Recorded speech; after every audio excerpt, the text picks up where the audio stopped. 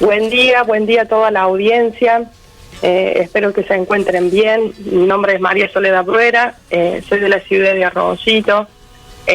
Tengo 40 años, mi esposo Damián Escobar y mis hijos Brian y Nerea. Bueno, un gusto poder brindar mi testimonio a fin de que sea útil para otras personas, ¿verdad? De eso se trata lo que queremos hacer con este espacio, Soledad, que ya tiene varios meses al aire y bueno, por eso queremos entrar en el tema. Técnica química, técnica en alimentos, trabajadora social y experta, o no sé si es así el título, en orientación familiar. ¿Es así?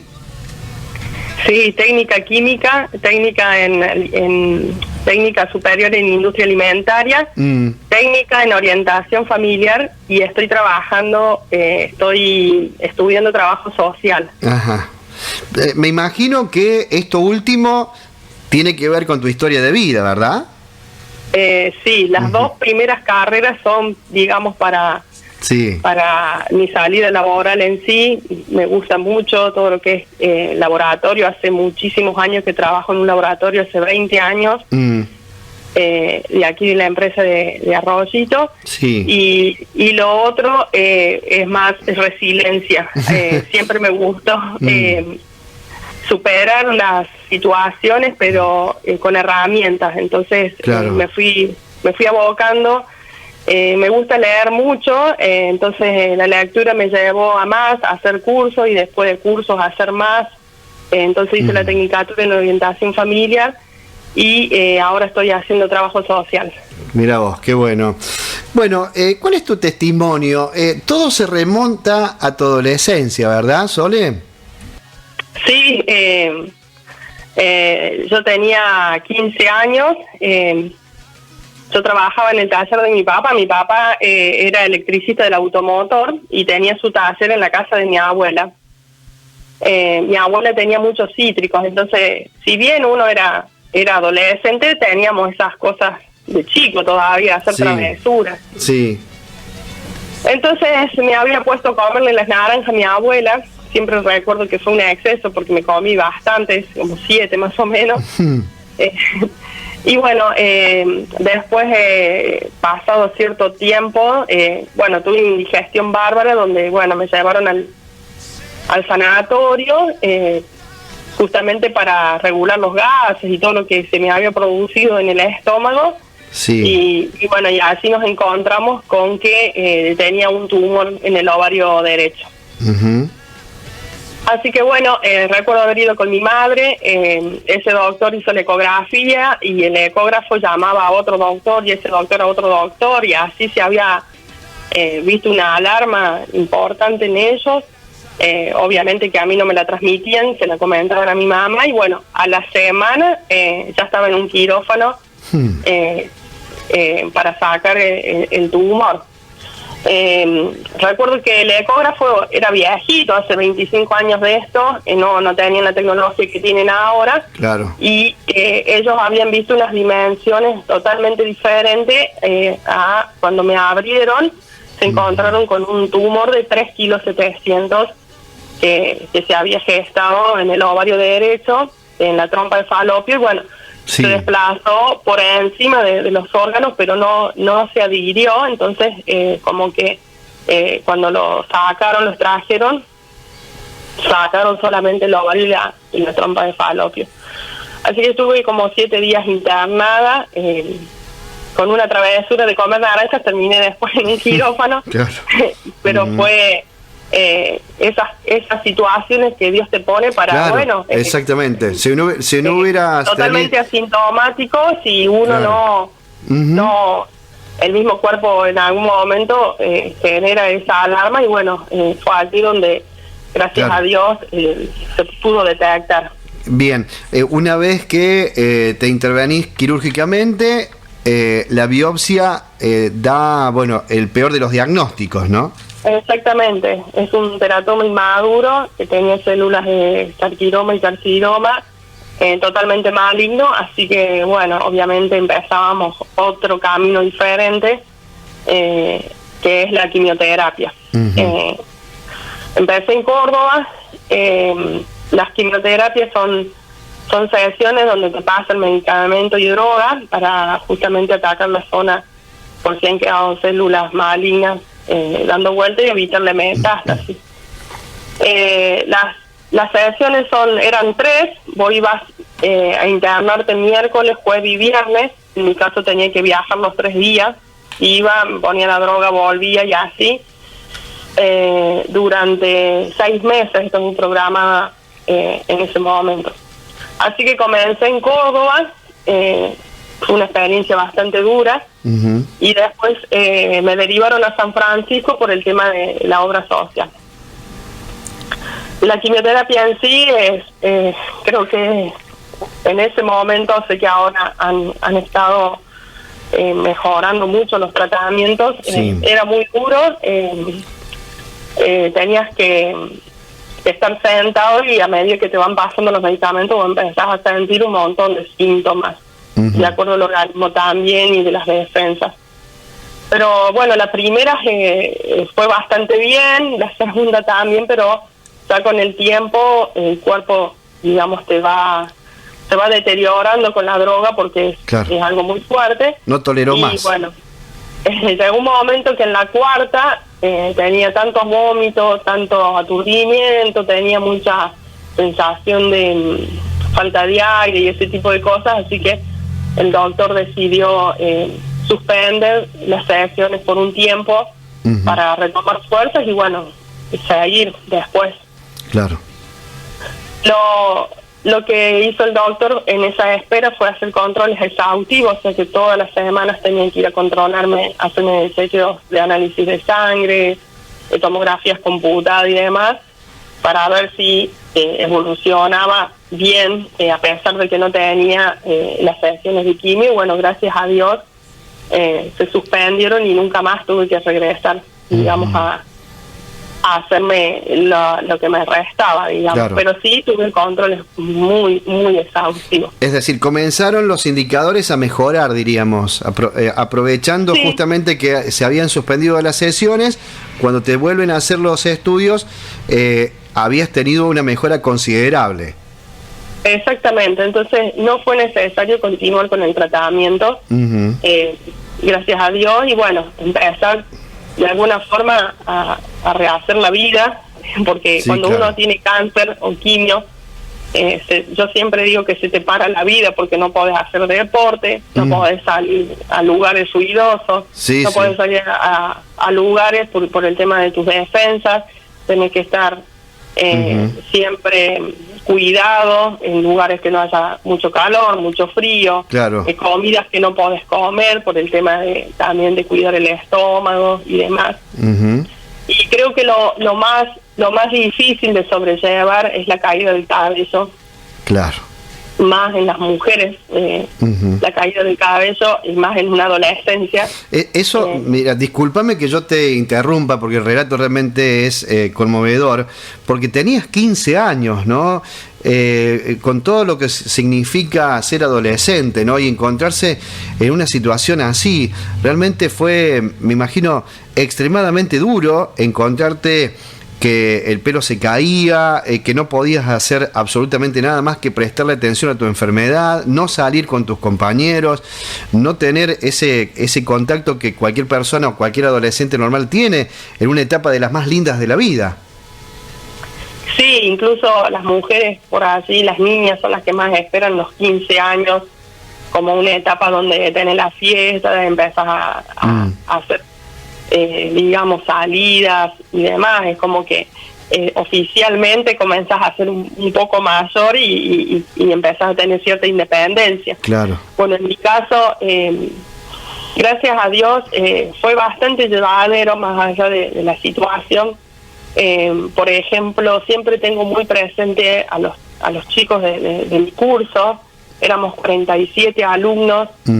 Y yo tenía que ir de un día para el otro con un gorrito al colegio y todo el temor de la burla o quizás del bullying, porque a veces uno solo se hace los prejuicios, porque recuerdo bien que entró el director al curso, yo estaba afuera, él le habló a mis compañeros sobre la situación estuvo un tiempo prolongado explicándoles todo el tema del tratamiento, de la sintomatología que uno puede llegar a tener dentro del aula y demás. Claro. Y bueno, ese tiempo, la verdad que hasta el día de hoy lo tengo muy presente, porque ellos han tenido una apertura totalmente natural, nunca me hicieron burla, al contrario. Por ejemplo, yo me iba a hacer las quimio y cuando regresaba tenía fotocopias de los trabajos, carpetas para completar. Chicas que se ofrecían a explicarme los temas atrasados. Así que en ese sentido me la hicieron bastante fácil de sobrellevar a esa situación, y ese tiempo que yo compartía, más allá de que era adelantar carpetas o lo que sea, siempre fueron muy respetuosos, y uno como que aprovechaba eso a despabilarse del tema que estábamos sobrellevando. Claro. Yo me congrego en una iglesia y también así el grupo iba a visitarme, se ponían de acuerdo entre 2 o 3 para no caer todos juntos, así que como que dentro de todo siempre estuve acompañada. Qué bueno. Pero no es fácil. No, me imagino. Pero bueno, peor es que no hubiera estado esa compañía o esas actitudes. Esta situación que estás contando, ¿hasta qué momento, hasta qué año perduró? Bueno, ¿cuándo pudiste recibir el alta definitiva, por así decirlo, no es cierto? Bueno, yo me enfermé en el año 96, hice quimioterapias hasta enero del 97, y yo obtengo un alta definitiva en el 2006 recién. Estuve varios años 10 años controles. 10 años concretos, 10 años, exactamente. Sí. Claro. Yo en el 2001 ingreso a trabajar en una empresa aquí en Arroyito, y bueno, me solicitan un alta. Entonces el doctor consideraba que con esos 5 años que yo ya había tenido tantos controles, hizo un alta provisoria, pero después hizo la alta definitiva en el año 2006. Bien. Bueno, y a partir de ahí, ¿qué pasó con tu vida? ¿Cómo fue la vuelta a la normalidad, por así decirlo? En todas esas situaciones de quimio, de tratamiento, en todas esas situaciones de controles exhaustivos, yo seguía llevando mi vida, o sea, seguía estudiando, comencé la universidad, comencé a trabajar, siempre cuidándome de no salir. Yo nunca salí a los boliches, por ejemplo, nunca tuve ese tipo de salidas desordenados, por así decirlo, por el tema de que siempre traté de cuidarme. Claro. Y yo empecé a trabajar en el 2001, y en el 2004, por así, siento atrás de mi oído una pequeña, por así decir, la pelotita, una bolita que sobresalía, y bueno, eso ya me puso en alerta. Recuerdo que fui al médico, yo ya iba con toda la cabeza a full, sí.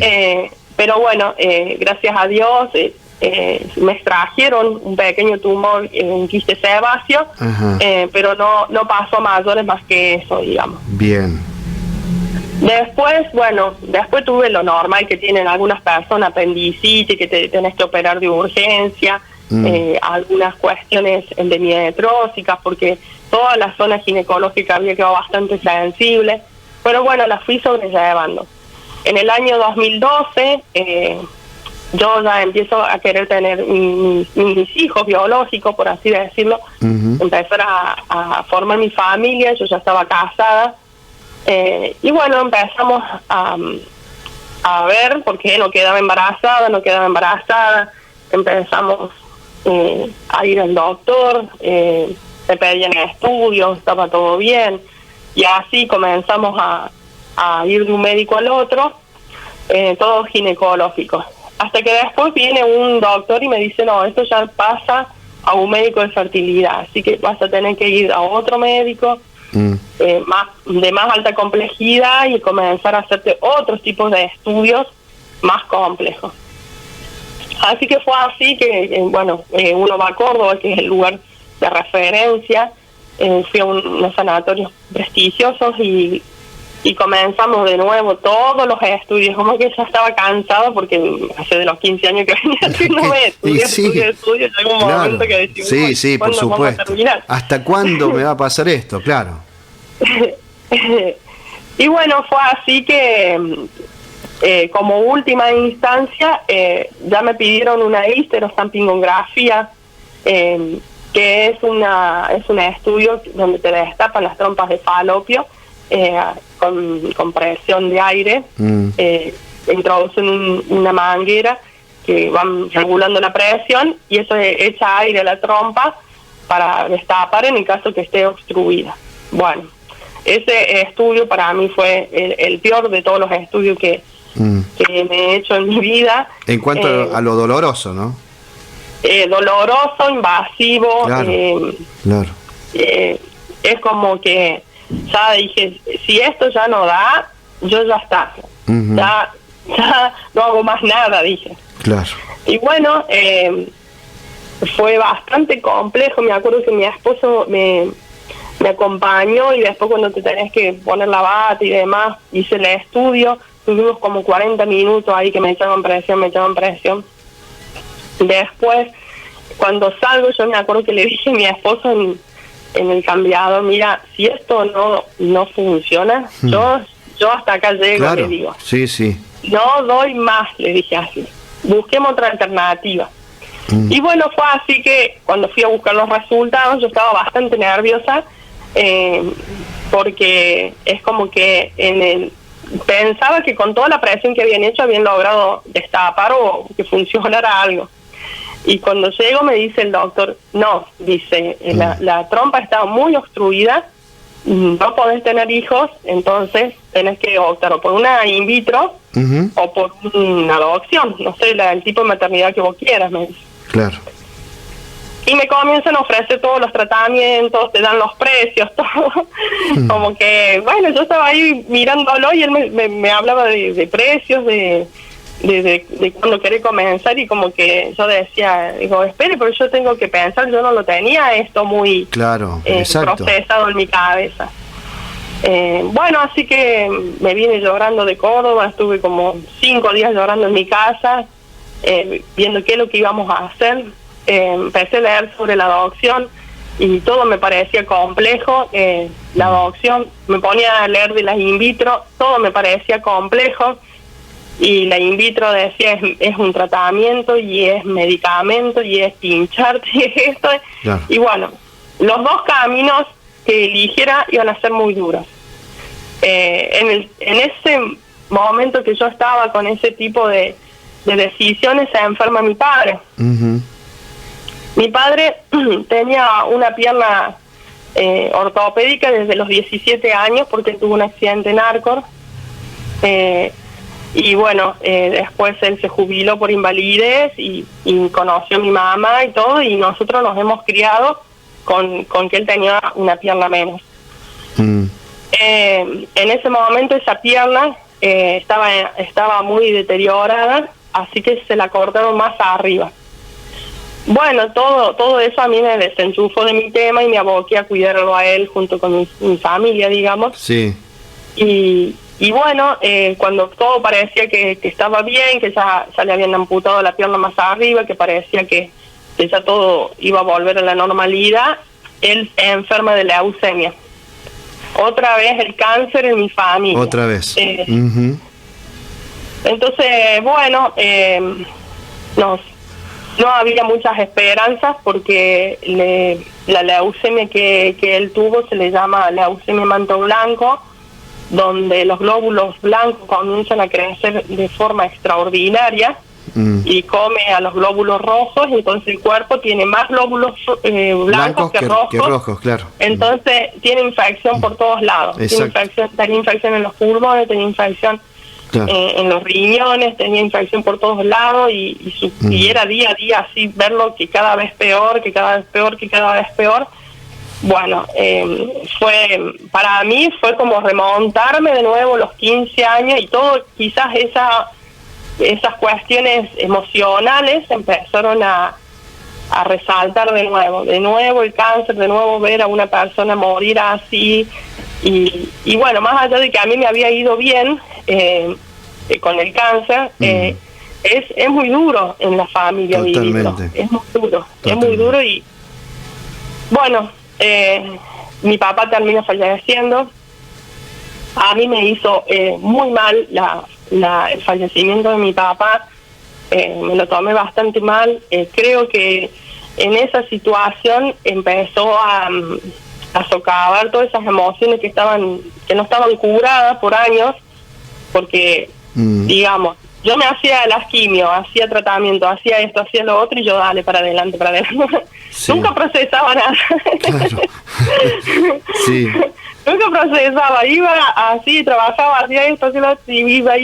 Y en ese momento, creo que llegó la etapa donde tenía que procesar todo lo que había pasado. Lo que había quedado pendiente, claro. ¿Tuviste un proceso de depresión puntualmente? Exactamente. Claro. Caí en depresión. Bastante complejo fue, porque fui cayendo, y a remontarme a cosas que ya habían pasado, que supuestamente tenía que tener sanas, situaciones familiares que estaban en el medio también. Mis padres estaban separados, y bueno, todas esas cuestiones comenzaron ahí a socavar, claro. Y caí en un estado depresivo bastante importante, donde bueno, hasta en un momento me llegué a sentir hasta muy sola, porque claro, en ese estado depresivo uno no se da cuenta y es tóxico para las demás personas. Nadie te comprende, entonces te van dejando, como te la pasas llorando, pensás cosas que por allí no son coherentes. Nunca tuve situaciones de querer suicidarme ni nada de justamente eso. Te iba a preguntar esto, si en algún momento pasó esa idea. Me estás diciendo que no. No, pero sí tenía como eso, que la vida era fea, que no le encontraba sentido. Claro, que no tenía sentido, que para qué seguir renegando. Bueno, si bien yo siempre fui creyente y tuve mucha fe, pero sentí que las fuerzas se me habían acabado en ese momento. Claro. Empiezan a medicarme, las medicaciones tienen sus efectos secundarios y demás, pero bueno, empecé después a poner mucha voluntad, querer salir de ese proceso. Quería salía hacia 2 pasos para adelante, 1 para atrás, 2 pasos para adelante, 1 para atrás. Pero con mucha fe, con mucha confianza en Dios, empecé como a entregar todo a Él, empezar a sacar y a llorar por esto, después lloraba por lo otro, iba tratando de resolver todas las cosas que me quedaban de sanar, y así fue como que empecé a salir. Y en ese proceso de salir, paralelamente, yo me había anotado para adoptar. Yo me había anotado para adoptar, no pasaba nada. Me acuerdo que el trato de tribunales hacia nosotros no era tampoco tan bueno, entonces cada vez que llamaba, después estaba 2 días llorando por el trato, que por ahí te decían, no estés llamando a cada rato, ya se le va a avisar. Claro. Y pasaban meses que no te avisaban de nada. Te pedían un papel, lo entregabas, está bien ese papel, ya te van a avisar si el papel está bien o está mal. Así era todo el trato que... Podrían haber ayudado un poco, ¿no? Digo. Entonces, como decir, me toman el pelo. Claro, sí, realmente. Bueno, así que si bien me estaba tratando de la depresión, estaba yendo a trabajar y estaba con todo el tema de tribunales, después me tomo una licencia laboral y sigo con trato de salir de la depresión, y a la vez voy siguiendo los temas del tribunal. Y bueno, me recuerdo que nosotros con mi esposo, cuando vos te vas a adoptar, te hacen llenar un pretenso donde te dice dónde vos querés, qué niño querés, si lo querés rubio, si lo querés morocho, si lo querés con hermanos, un montón de cosas te dicen a completa. Sí. Si querés étnico, si querés discapacitado, todo ahí está detallado, y vos tenés que anotar lo que querés, o lo que vos pretendes, o lo que vos crees que podés, criar una criatura. Claro. Y nosotros nos habíamos anotado para un niño hasta 10 años. Ajá. Y no pasaba nada, y cada vez que yo llamaba me decían que bajara la ansiedad, y te decían, ya vas a ver, ya te van a llamar. En el medio de esa situación, nosotros íbamos ahora de niños a interiorizarnos de las situaciones judiciales de los niños para ver también a quién nos íbamos a enfrentar. Claro. Y recuerdo siempre una niña que estaba depresiva y yo me sentí identificada con ella, digo, otra depresiva. Pero era porque habían adoptado a su hermana y a ella no. Y a mí me quedó eso dando vueltas. Entonces veníamos en el auto debatiendo con mi marido y le digo, pero suponete que a nosotros nos dan uno y tiene hermanos. ¿Cómo vamos a hacer para sobrellevar esa situación sabiendo que la otra hermana quedó triste o quedó mal? Claro, o es decir, y el otro no. ¿Cómo seguir con el trauma que a esa persona a quien iban a adoptar iba a tener justamente por desprenderse de sus afectos, de su hermano? Exactamente. La hermana, claro. Entonces, cuando volvimos de nuevo, vos tenés que ir todos los años a ratificar, nosotros tuvimos 3 años anotados, y todos los años vos tenés que ir a volver a ratificar tu pedido. Lo cambiamos y pusimos 3 niños hasta 10 años que sean hermanos. Ajá. Y que sea lo que Dios quiere. Claro, está muy bien. ¿Y eso ocurrió finalmente, Soledad? Sí, en el año 2016, en mayo, nos llaman de que nosotros teníamos que ir a hacer pericias psicológicas, porque habían 2 hermanos que, digamos, que se complementaban con la carpeta nuestra, claro, para saber si nosotros podíamos avanzar con el tema. Así que bueno, gracias a Dios aprobé, a pesar de mi situación en ese momento, aprobé el psicológico. Ellos sabían realmente que yo ansiaba mucho tener mis niños, y que eso quizás también me hacía entristecer bastante porque tenía una tristeza profunda, así que avanzamos. Y bueno, recuerdo que el 1 de agosto del 2016 me llaman diciéndome que tenía que presentarme a leer unos expedientes porque estaban los 2 niños ya listos para ser adoptados. Así que nos fuimos con mi esposa a las varillas y nos leyeron 250 páginas que yo no me acuerdo de nada. Porque yo iba solamente como hacer acto de presencia, aparte como que era tanta la información que tenían que ya se me había entreverado todo. Claro. Era como que yo estaba dispuesta ya, iba con la decisión tomada, mi esposa también, así que digamos, pase lo que pase, sea lo que sea, nosotros los vamos a adoptar, dijimos. Y bueno, después que nos leyeron tantas páginas, yo le pregunté, ¿no tiene una foto de los niños? No, me dice, la foto de niños no tenemos, así que como que nosotros no sabíamos con quién nos íbamos a encontrar. Y así que después que leyó todo, dice, bueno, ustedes ya tomaron la decisión. Sí, le digo, nosotros tomamos la decisión y sí, vamos a seguir con el procedimiento. Y me dice, bueno, yo pensaba, porque yo había leído mucho de adopción, que primero se hacen todas las visitas previas para darte a conocer con el niño y demás. Sí. Entonces dije, bueno, empieza esta etapa. Claro. Como todo así. ¿Y esa etapa no ocurrió? Bueno, dice, eso fue un lunes, me dice, el miércoles venía a buscarlos. Claro. ¿Cómo? Le digo, el miércoles venía a buscarlos. Pero ellos no los conocen. No importa, vos venís a buscarlos, me dice. El miércoles se los llevan, me dice. Así que bueno, vinimos a casa. Ese lunes y martes no dormí.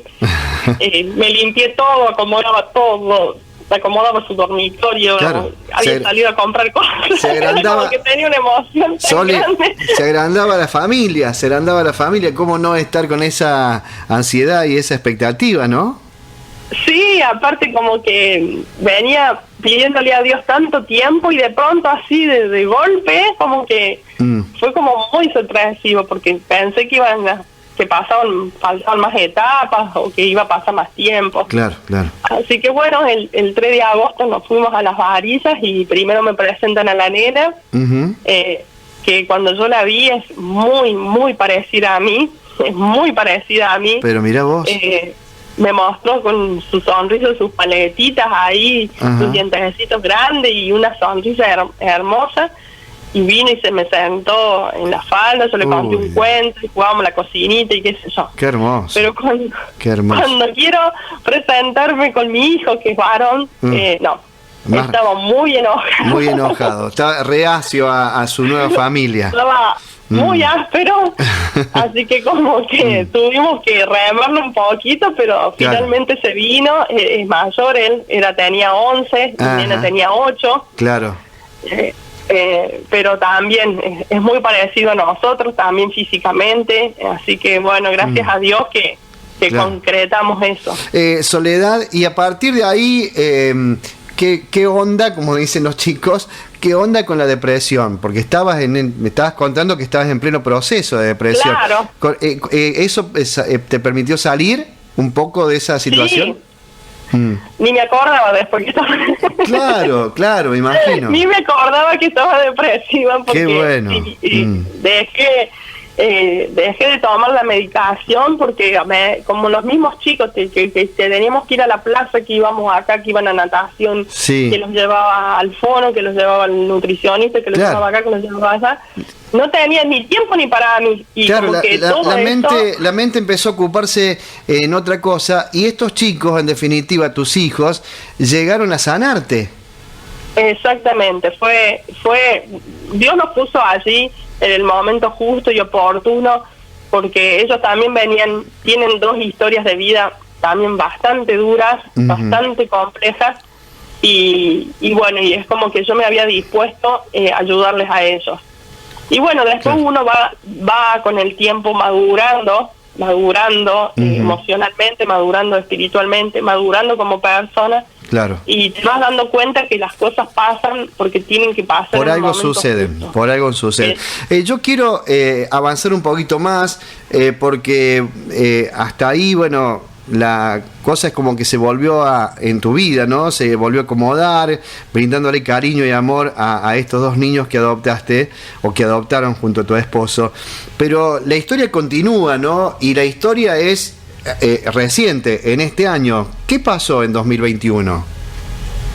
Bueno, después de este tema de la pandemia, yo cada tanto iba a hacerme chequeos normales, no chequeos oncológicos, pero sí chequeos normales. Y bueno, con esto de la pandemia, había pasado casi 1 año y medio que no había ido al médico ni para ningún tipo de cuestión. Entonces este año le digo a mi esposo, ya que está esto de la apertura, voy a sacar varios turnos, le digo, me voy a hacer un control. Así que bueno, recuerdo haber ido a un clínico y yo misma le digo, doctor, ¿usted me puede pedir una tomografía computada y un alfabeto proteína? Yo ya sé los análisis que me tengo que pedir y claro, todo. Sí. Me dice, ¿pero por qué? ¿Te sentís mal? No, le digo, pero hace mucho que no me chequeo, y la verdad le digo que bueno, quisiera hacerme el control. Bueno, dice, si pasa por la mutual, dale, hacelo, me dice, no hay problema, yo te hago el pedido.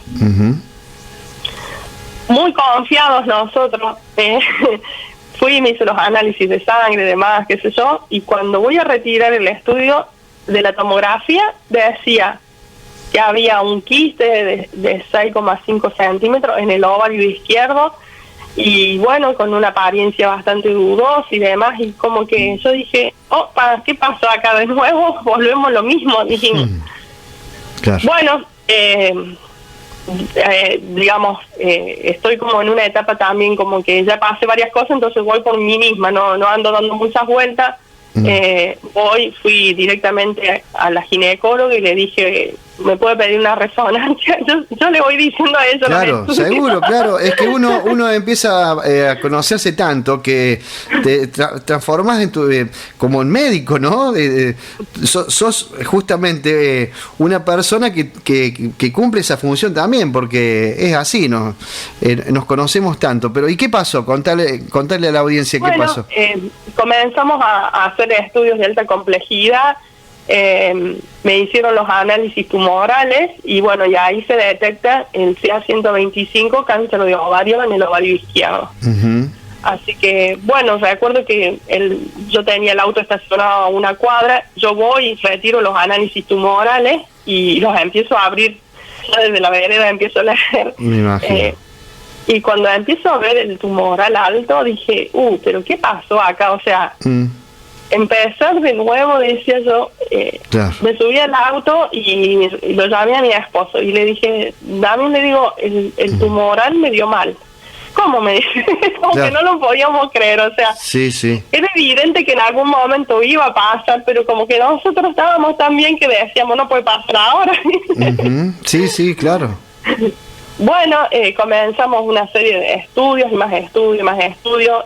Se trataba de un tumor aislado, no tenía metástasis. Ajá.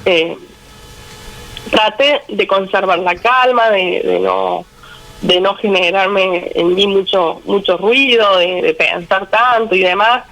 Me encomendé a Dios a decir que sea lo que tenga que ser y le vamos a dar para adelante. Así que bueno, empecé a ir a algún doctor, otro doctor, fui al oncólogo.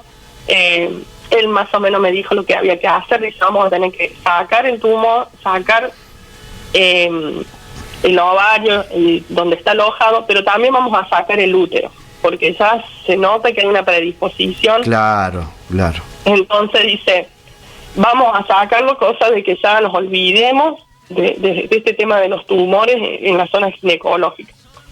Así que fue así que el 29 de julio me hice una cirugía donde al final me sacaron 2 tumores alojados en el ovario izquierdo y me sacaron las trompas que me quedaba, y cuando quieren sacar, ellos extraer, se dan con que todo eso estaba pegado al colon, a la vejiga, Ujú. al intestino delgado y al uréter. O sea, a punto de complicar otros órganos, diríamos. Exactamente, estaba adherido, se había hecho como una membrana fibrótica que se había empezado a adherir a los otros órganos, así que nuevamente, gracias a Dios, en el momento justo, Claro, se claro. dio todo. Claro, porque esto fue silencioso y sin síntomas, ¿no? Sí, todo silencioso, sin síntomas, y al igual que a los 15 años. Qué bárbaro. Cuando van a hacer la morfología del tumor, se da con que era un teratoma. Lo que no sabíamos si era inmaduro o maduro, porque eso se hace después de la extracción. Claro. Bueno, estuve, una vez que se hizo toda la cirugía, se lleva todo a estudiar, todo se llevó a estudiar, el útero, todo lo que se sacó se llevó a estudiar, porque en algún lado estaba en las células cancerígenas que habían dado mal. Bueno, soy una persona que creció mucho en la fe, así que yo ese mes me la pasé orando, pidiéndole a Dios, pero no estaba ni desesperada ni nada, estaba tranquila, disfruté de mis hijos, rendí materias que tenía que rendir, hice cosas en mi casa y demás. Qué interesa. Esperando el resultado. Qué interesa esa realmente, ¿no?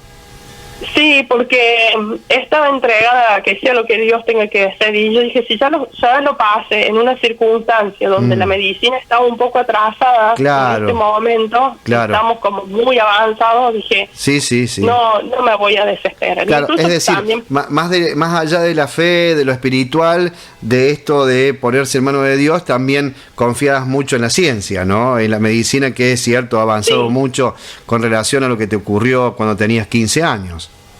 sí, incluso he estado leyendo, por ejemplo, que hasta vienen los gorros oncológicos, que en su momento mi mamá me los había hecho ella, caseros, y ahora tenemos una amplitud en el tema, en Sí. un montón de Sí, cuestiones, y que la gente también lo acepta más o ayuda al paciente de diversas formas. Claro.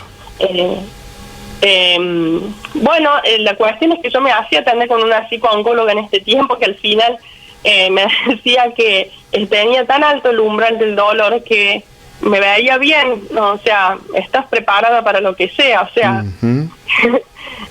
quédate tranquila que lo que sea lo vas a sobrellevar bien porque estás bastante fuerte, me dice. Claro. Y a mí, mis hijos son los que, y mi esposo son como los que siempre me están apoyando y me dan fuerza, así que como que, bueno, esperé el resultado y gracias a Dios dio todo bien.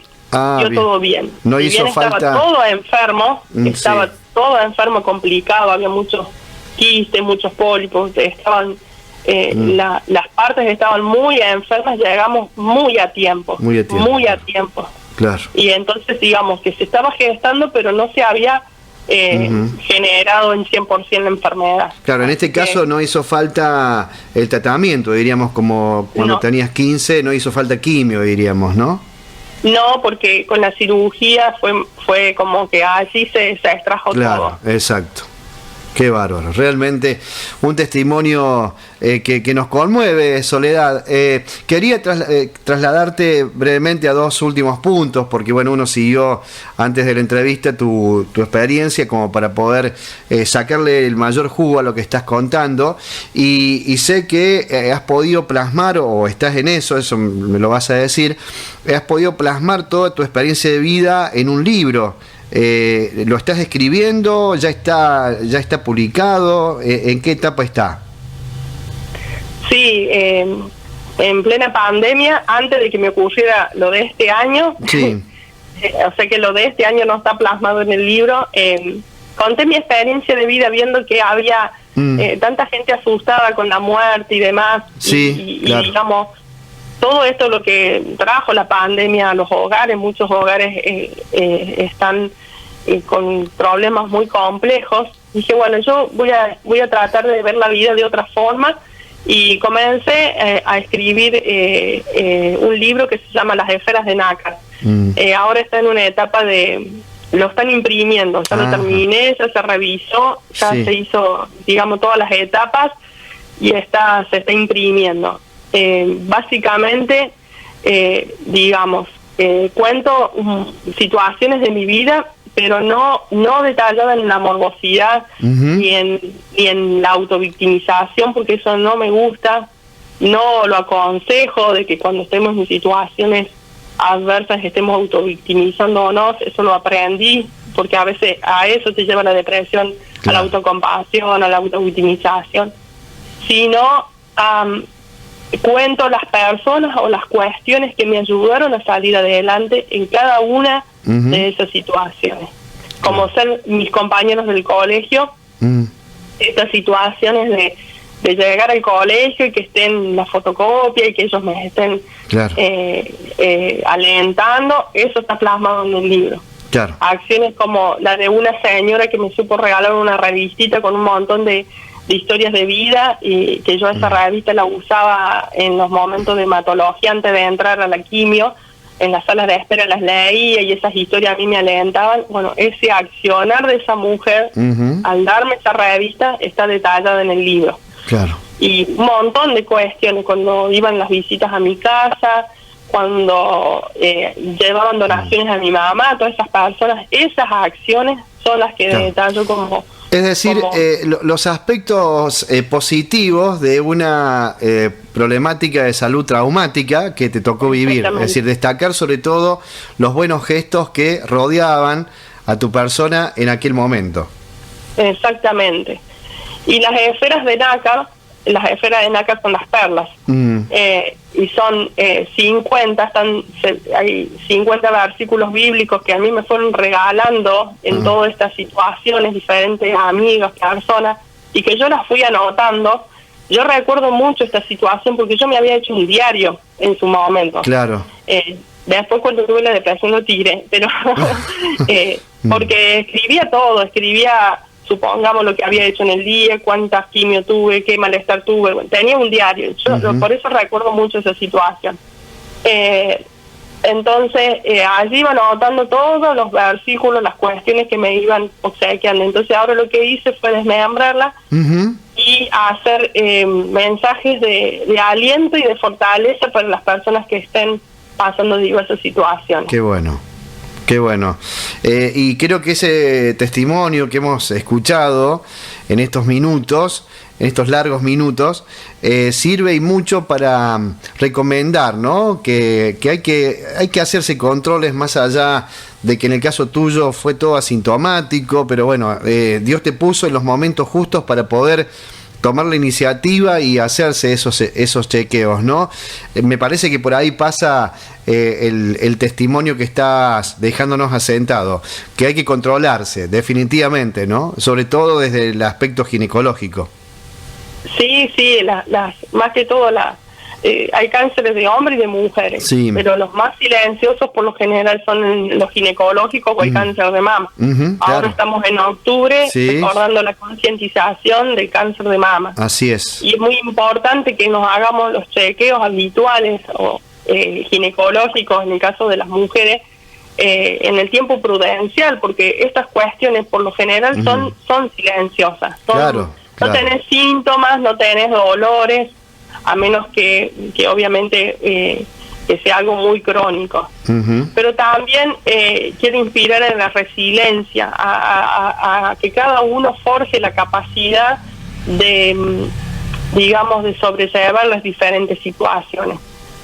Más allá de las diferentes situaciones que no solamente de cáncer, sino de otras enfermedades, de otras cuestiones que se estén pasando en la vida, es que cada cosa que nosotros pasamos es para aumentar nuestra capacidad de resiliencia, es decir, la capacidad de sobrellevar las diferentes situaciones con fortaleza y con mucha fe y con mucha optimismo, de tratar de visualizar las cosas positivas y agradecer, enfocarnos en eso y no tanto en la autocompasión y en la victimización. Exacto. Que muchas veces nos socavan y nos llevan a estados bastante delicados de depresión o de angustia, que no nos ayudan para nada.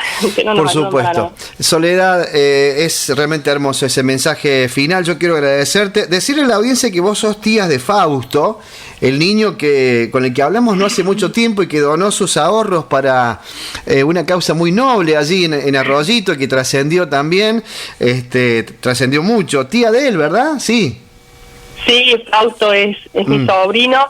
Es el más pequeño, son 5 sobrinos que tengo, él es el más pequeño. Ajá. Es un personaje. Es un personaje. Hablamos con él, hablamos con su papá no hace mucho tiempo, porque fue realmente muy lindo el gesto que tuvo de donar todos sus ahorros del Ratón Pérez para ayudar a una alumna de ese colegio al que él asiste, una alumna de 6º grado.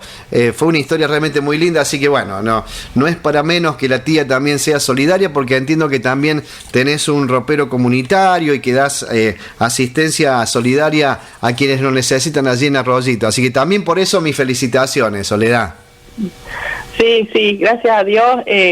Con mi esposo nos congregamos en una iglesia donde trabajamos en el Ministerio de Asistencia Solidaria, donde tenemos un roperito, y por allí la gente nos trae cosas, bienes como sillas, mesas, camas, esas cosas, y nosotros vamos evaluando y viendo y ayudando a la gente de alguna forma. En este tiempo de pandemia fue bastante crucial, porque había muchas personas aisladas, muchas personas que no solamente necesitaban material, sino también un poco de ayuda espiritual y emocional, digamos, porque a veces te retiran la ropa y te cuentan un montón de problemas. Sí, claro. Entonces uno allí aprovecha para dar mensajes o consejos, o bueno, simplemente ánimo para que salgan adelante.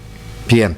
Soledad, se nos hizo algo extensa la entrevista, pero creo que no hay un minuto de la misma que no haya servido para tu testimonio llegar a nuestra audiencia, que también puede estar viviendo una situación de estas características. Agradecerte muchísimo, felicitarte por tu entereza, por tu entereza espiritual para encarar todo lo que te ha pasado en la vida, y por tu testimonio que, insisto, está llegando de la mejor manera a mucha de nuestra gente que nos escuchas. Así que desde acá, mi agradecimiento por habernos brindado tu tiempo, ¿no? Bueno, muchísimas gracias. Y bueno, que Dios les bendiga y bueno, adelante, no decaigan. Gracias por tu tiempo, saludos para toda tu hermosa familia. Muchas gracias. Chao, chao. Te mando un abrazo. Igualmente, hasta luego.